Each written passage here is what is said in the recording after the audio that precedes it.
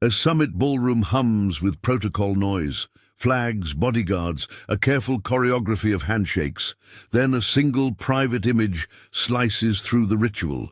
Prime Minister Narendra Modi stepping away from his allotted armored vehicle and, flanked by Russian security officers, climbing into Vladimir Putin's ultra-secure limousine. The doors close. 10 minutes of stillness pass. Then, the car does not move for 45 minutes. Inside that sealed metal shell, an encrypted line connects the Prime Minister to India's National Security Advisor, Ajit Doval. A voice warns plainly and urgently, "Your car is not safe." What follows, according to the account reported in the transcript, is the kind of intelligence drama that reads like fiction, except it was allegedly real. It involved named capitals, and it changed the diplomatic calendar that lay ahead. Drop your first reaction in the comments. What would you do if you were told your car is not safe? It begins with a locked limo and a phone call.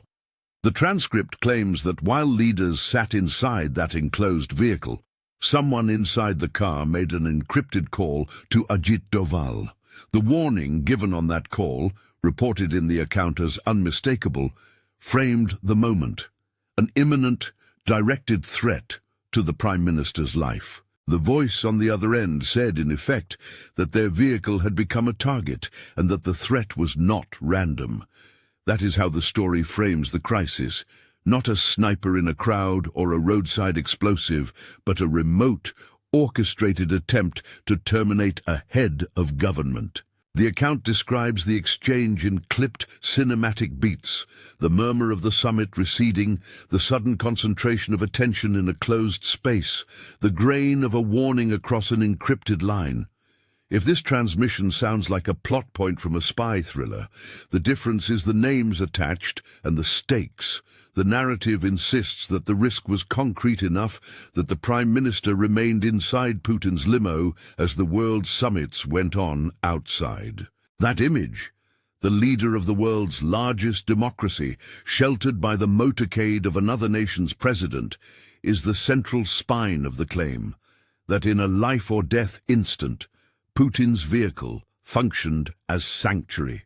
To understand how such a danger could be pulled off, the account takes us back to a hotel in Dhaka on August 27th, roughly a week before the summit.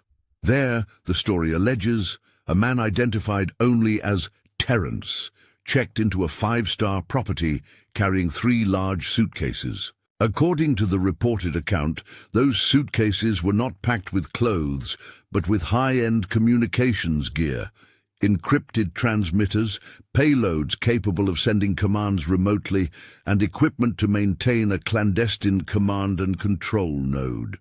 The transcript frames him as a professional who posed as a businessman while assembling a mobile operations hub intended to direct a remote attack. The account claims this mobile kit allowed a remote team to send precise, high-frequency commands, effectively turning ordinary-looking devices into weapons by coordinating timing and targeting from afar. The Dhaka scenes in the report are clinical and freighted. A man moving suitcases through a lobby, hotel staff unaware, and in a nearby room, a makeshift control station that could, allegedly, link to devices or assets in another country. The implication presented in the narrative is stark. The assassination plot, as described, was not meant to be a local act, but a remotely coordinated operation, routed through radio channels and encrypted lines. How the account asks, did anyone discover this plan? This is where the narrative turns to intelligence work and unlikely cooperation. According to the transcript, Russian intelligence, described there as SVR in the account, intercepted unusual encrypted radio traffic emanating from Dhaka, traffic that matched signatures of remote command operations. Interpreting those signals as a potential threat, the Russian agency allegedly passed the information to India's Research and Analysis Wing, RAW, and to India's National Security Council apparatus. RAW, the account claims, validated the intercept and elevated the alert level for the Prime Minister's travel. A brief technical note in plain English, Intercepting an encrypted signal does not always mean you can read the message. What it does allow an analyst to do is detect patterns, the timing, frequency, and routing that suggest a control relay.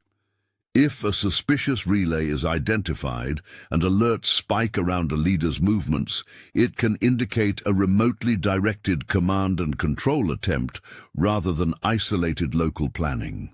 The transcript's account describes a tense, high-stakes information exchange, analysts comparing frequency fingerprints, senior officers briefing policymakers, and a decision to take action to sever the operation's links.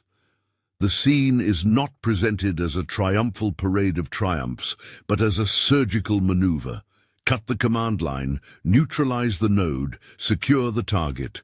That neutralization, the account claims, occurred in the hotel room in Dhaka.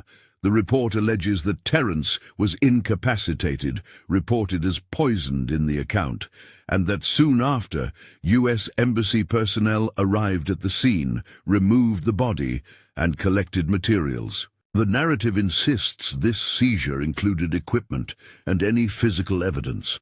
It also alleges that a concurrent erasure of digital footprints occurred, wiping traces of the operative's online identity and communications. According to the account, the removal and deletion were followed publicly by denials and carefully worded official statements, while behind the scenes agents from different services negotiated custody of materials and narratives. These are extraordinary claims, and the account is explicit about that. The transcript, our single source for this version of events, is labeled by its own authors as unverified.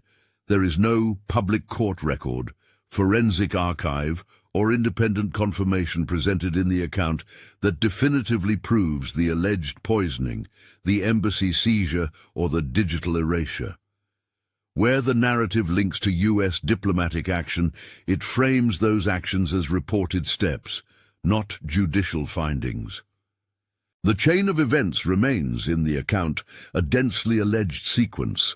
An operative arrives, intelligence detects an anomaly, an intercept reveals a command architecture.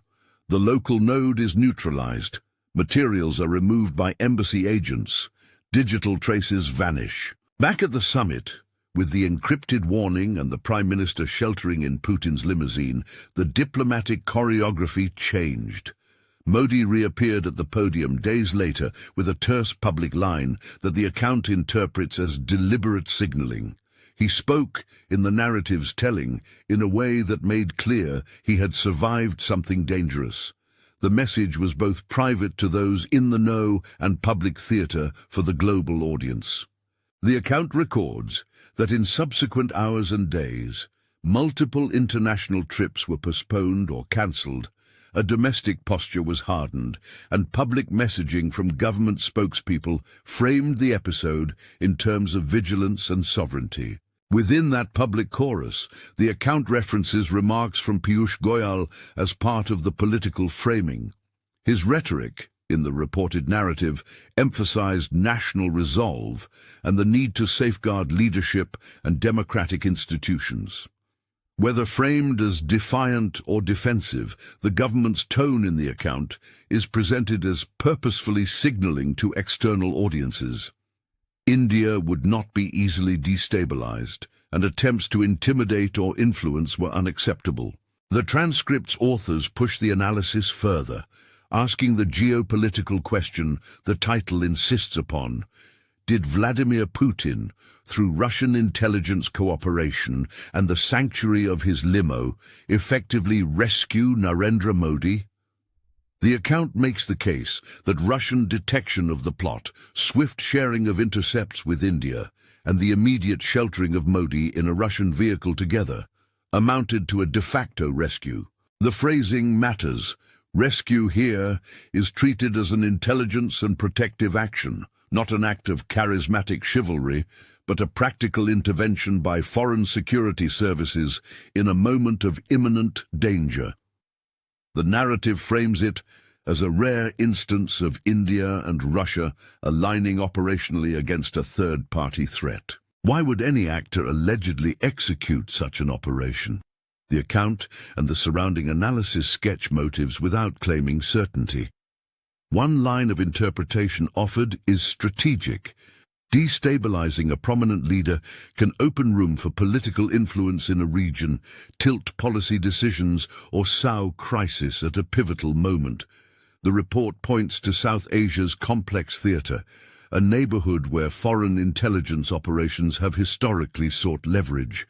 In that context, an attempt to eliminate or unseat the Indian Prime Minister would, if successful, have enormous strategic consequences. The account admits that attributing motive, especially to a state actor, is fraught and speculative. It nevertheless explores patterns of past covert influence campaigns as contextual background, not evidence of contemporary culpability. A critical and cautionary point the account raises is information control. According to the transcript, once the alleged Dhaka operation was disrupted, a concerted effort followed to control the narrative.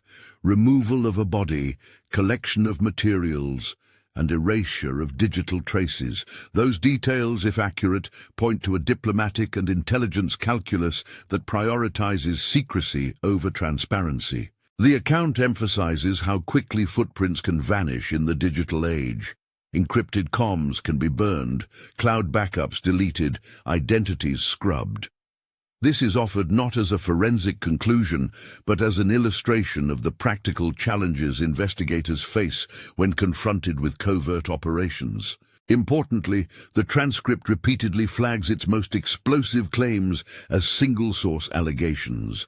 It names Terrence as the supposed operative and attributes the poisoning and U.S. Embassy seizure to the account, not to adjudicated fact. Where official actors have issued denials, the account records those denials. Where the narrative is based on intercepted calls and intelligence sharing, it attributes those details to the collection of signals and to reports of inter-agency cooperation. In short, extraordinary allegations are presented as alleged per the directive of the source. So what does it mean in geopolitical terms that Putin's car became a refuge and Russian intelligence allegedly coordinated with India's services? The account reads this moment as a message with multiple layers. First, it is a message about capability. Russia detected something others missed and had the technical means to intercept it. Second, it is a message about alignment. Intelligence sharing between New Delhi and Moscow, if true, signals operational trust that goes beyond polite diplomacy. Third, it is a message aimed outward. Foreign actors watching the summit would, in the narrative's telling, understand that India was prepared and that external attempts at coercion would carry diplomatic costs. Conversely, the report suggests the episode raises uncomfortable questions about American involvement. Why, if the U.S. was implicated in any way, as the transcript alleges through the presence of an operative and subsequent embassy actions, would its embassy seize the body and materials? The account posits that seizure and subsequent denials are consistent with a standard diplomatic reflex. Contain the situation, protect classified materials, and control fallout. Those are possibilities the transcript sketches. They remain, in the account's own framing, allegations, not incontrovertible proof. The narrative does not claim to know the motive or chain of command behind any alleged actions. It only outlines how the sequence of events could be interpreted. If you step back from the immediate drama, the larger geopolitical choreography becomes stark. A neighborhood that has long been a stage for great power competition. A leader whose foreign policy choices sometimes disappoint one ally and please another. Intelligence services that can neither collaborate quietly or compete loudly. The account suggests that the incident, as reported, was less about personal rescue than about a demonstration of strategic independence. India, the account contends, accepted help where it was offered and then publicly emphasized its own sovereignty in response. There are practical, consequential outcomes that the transcript highlights. Modi's cancelled trips and postponements are not merely scheduling notes. In the account, they are political signals. a retreat from exposure, a recalibration of priorities, and perhaps a message to foreign capitals about the cost of interference. Piyush Goyal's reassertion of national resolve, included in the narrative as a key political frame, emphasizes the domestic optics.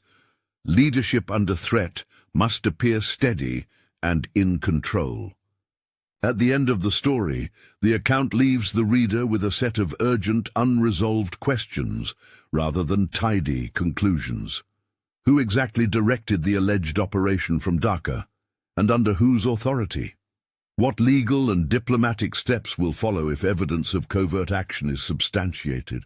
How much confidence can any democracy place in public narratives when intelligence tradecraft can create and erase traces? And perhaps most provocatively, when a president's limousine shelters another country's leader in such a dramatic moment, what does that say about shifting alliances and the practical mechanics of protection on the global stage? The transcript-driven narrative, again flagged as unverified by its own source label, asks the audience to consider a final framing that Vladimir Putin, via Russian intelligence detection and the literal sanctuary of his limousine, played a decisive role in protecting Narendra Modi from a plotted, remote-directed threat.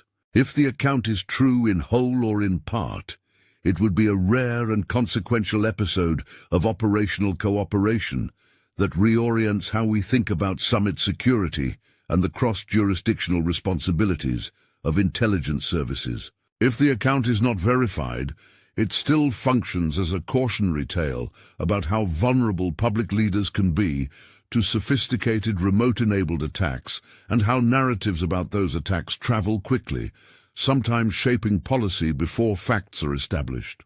This report is drawn from a single dramatic account and should be treated as such. Source: account transcript. Unverified. Extraordinary claims require extraordinary corroboration.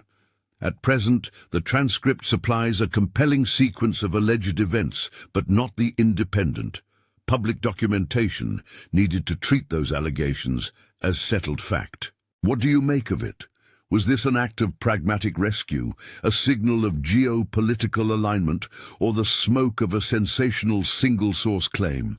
Tell us which part you want explained next: the Dhaka operation, the digital wipeout, or the diplomatic fallout.